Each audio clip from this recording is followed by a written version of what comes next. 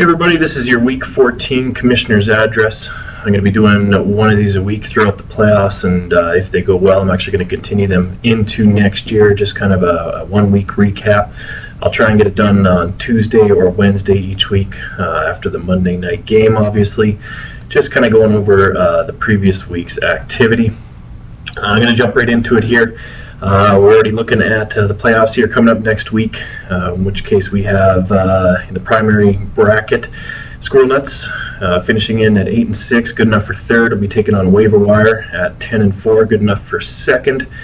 And then in the other championship bracket, we have Inglorious Bradfords at 8-6, who punched a hole in at fourth, playing our number 1 seed Bassett's Brawlers at 11-3.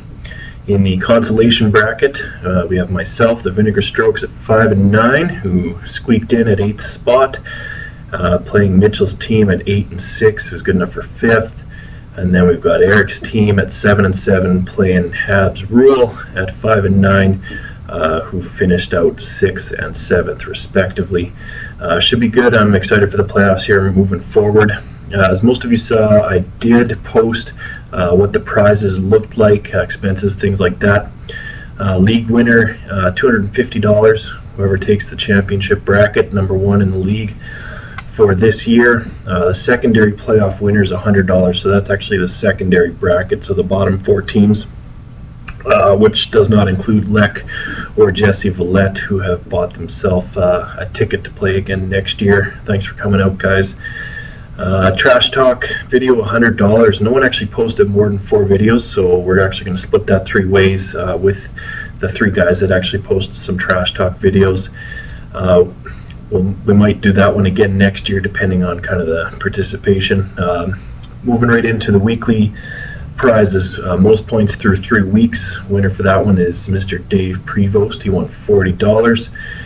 Tightest win through 5 weeks, also for $40, was Mitchell. He won in week 1 by 0.4 points over Mr. Dave Prevost. Honorable mention to Lek.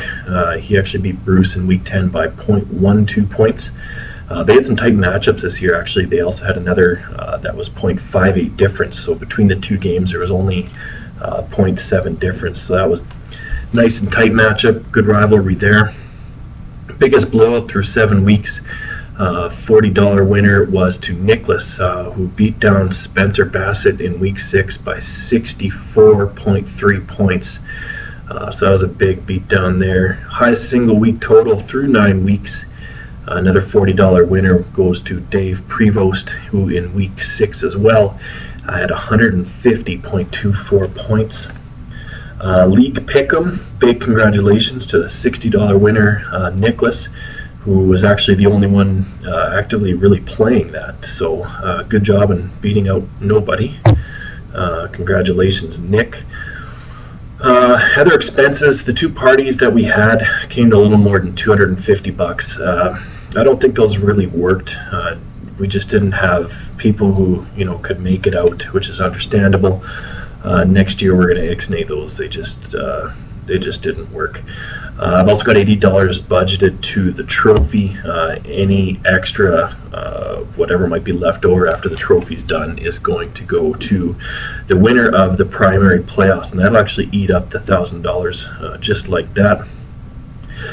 Next year, I think what we'll do, a couple of changes, is we'll have a couple of different ways for you to win your entry fee back, your $100, probably second place in the primaries, first place in the secondaries, and maybe a Trash Talk video, and then the winner kind of take the rest.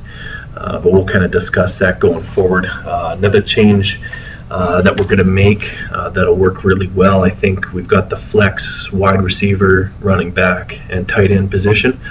I like that position. We're going to keep it, but we're also going to get rid of the tight end position. The reason being is there's not a whole bunch of depth at tight end. So you've got your 3 or 4 that are catching some balls each week, but after that it's pretty boring at that position. So if we leave that flex in, then you can actually put in a tight end there, you can put in a wide receiver, you can put in a running back, and you're not scrambling around to find a Dennis Pitta or somebody that might catch a ball for 30 yards every other week. So that'll make things a little bit more exciting going forward. So we're actually going to keep the flex position, get rid of the tight end position. Other than that, that is basically it for this week. I'm excited getting into the playoffs. Good luck to everybody. This is the end of my Week 14 address. Again, I will be doing this every week in the playoffs here, and probably every week next year going forward. All hail the commish.